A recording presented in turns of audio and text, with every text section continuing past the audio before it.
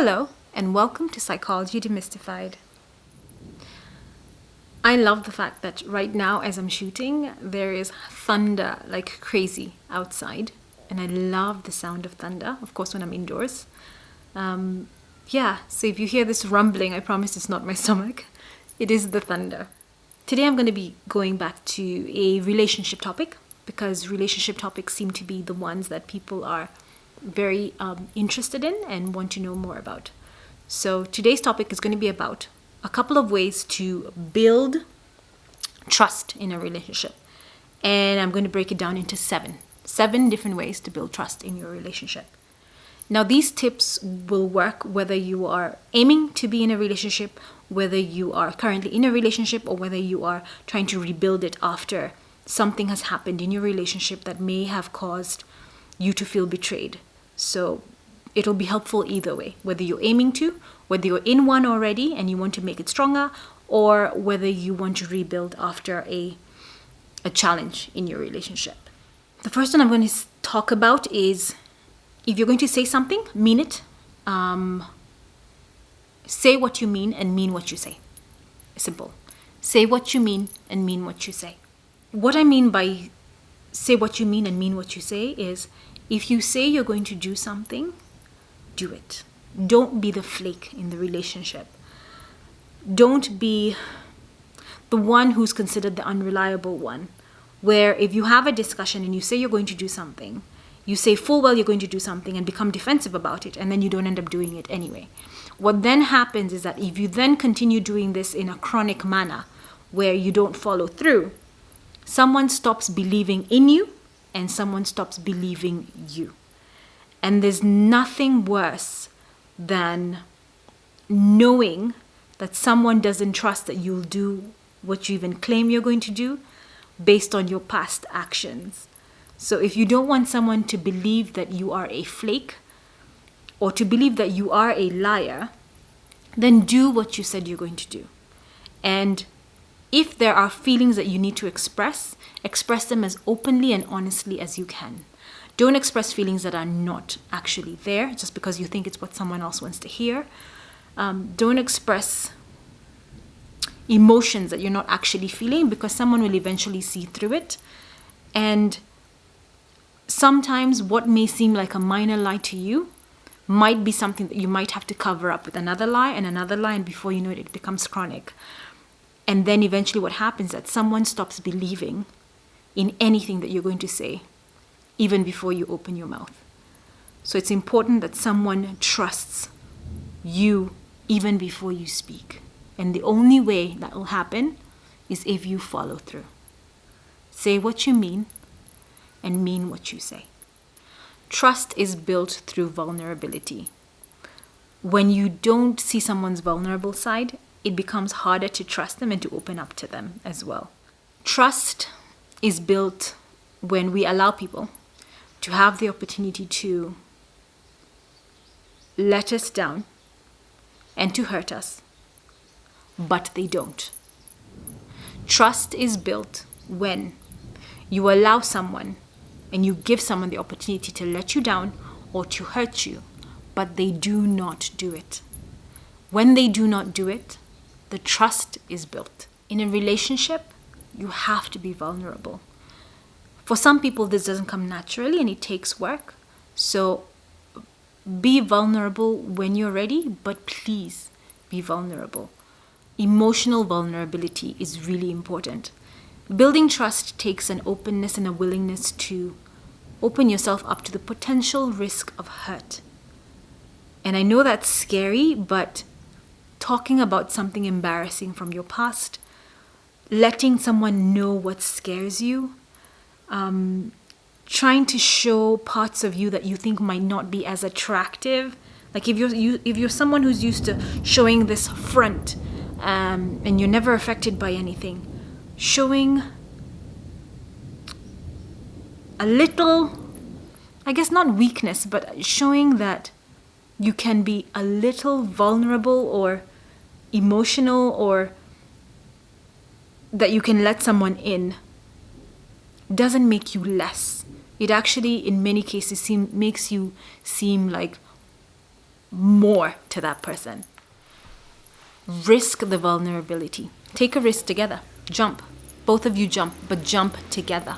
Allow yourselves to be vulnerable with each other in such a way that you can expand your minds together. You can open yourselves to seeing someone else's point of view.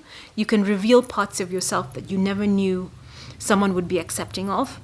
And allow yourself to go out of your comfort zone with this person. Of course, trust is the number one thing to be able to do this. So all of these things, even if they're separate points, they all seem to go together. Putting yourselves out of your comfort zone allows a possibility of reward in the form of increased trust in your relationship.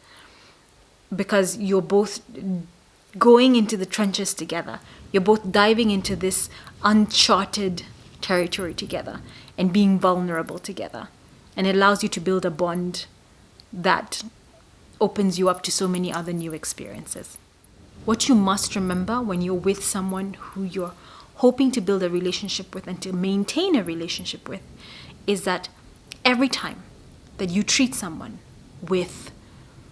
in a way that demeans them or that devalues them or that makes them feel like you are condescending to them and that you violate their basic minimum of dignity and respect, you're harming your connection with them in a way that may prove irreparable.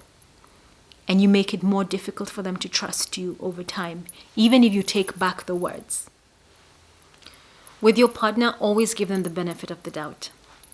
What goes hand in hand with trust is setting aside your doubts, even if it's just temporarily, so that someone can actually have an opportunity and a chance to come through for you. That doesn't mean that you set aside all doubt completely if you've been bitten once, because once bitten, twice shy. However, it's important to know that there still needs to be a certain level of leeway so that someone can have a chance to prove to you that they can follow through on what they said that they would do. Now, I know this is hard in a case where there's been infidelity or, if someone has been abusing substances within your relationship and you're trying to, help them figure out how to get out of it. Yes, there may need to be a certain level of checking up on someone just to make sure that they're protecting themselves from further harm or protecting you at the same time. But over time, if you ever hope to truly and really rebuild the trust in your relationship, then you must be willing to string together some sort of moments where you let your doubt go, just so that someone can be given a chance to come through for you and to seem like they are fixing it. And of course, if they don't, then you know that they were self-sabotaging from the start, and maybe it's time to just let the relationship go. Express your feelings. In a relationship, you have to be able to talk about your feelings in a way that ensures that there is no shouting, no verbal attacking, and no closing down on the conversation, and no walking away. Some people love to walk away, and that just drives people nuts. That's where a lot of issues that I have to deal with in therapy comes from. I know some people deal with conflict the way they've seen their parents deal with conflict. And if you have parents who walk away, then there's a chance that you may automatically walk away as well. But the way to be able to deal with conflicts is to recognize how you handle them. If you're someone who shuts down or walks away, recognize it, acknowledge it, and do the opposite of what your body is telling you to do.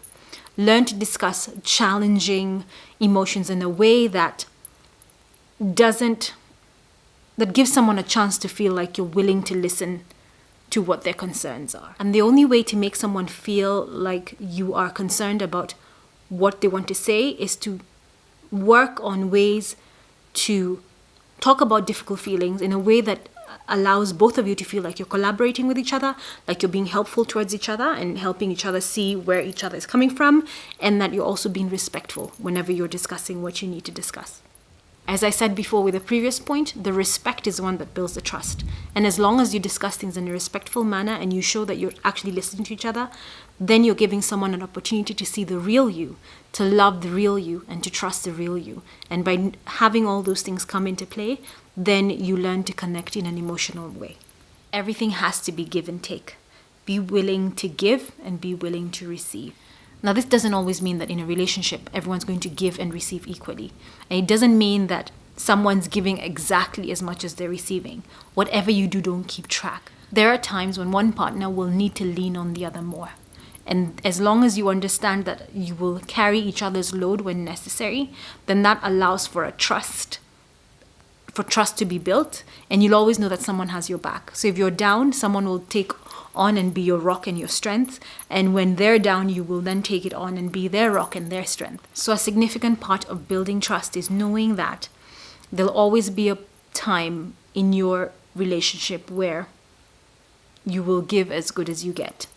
And as long as in your relationship you're not always the one who's giving and never feeling valued, and you know that it's an equal or an almost equal partnership, then you build the trust that you need to build, and you'll always know that your partner has your back. And there's nothing more empowering than that. And those are just 7 quick ways to build trust in a relationship that already exists, in a relationship that may have been damaged in some way, or in a relationship that you are planning to start. It's always going to be a work in progress, but as long as you work on it as a couple and as a pair, then you should be fine. So take care of each other, stay safe, stay home, and hugs and kindness always. Bye.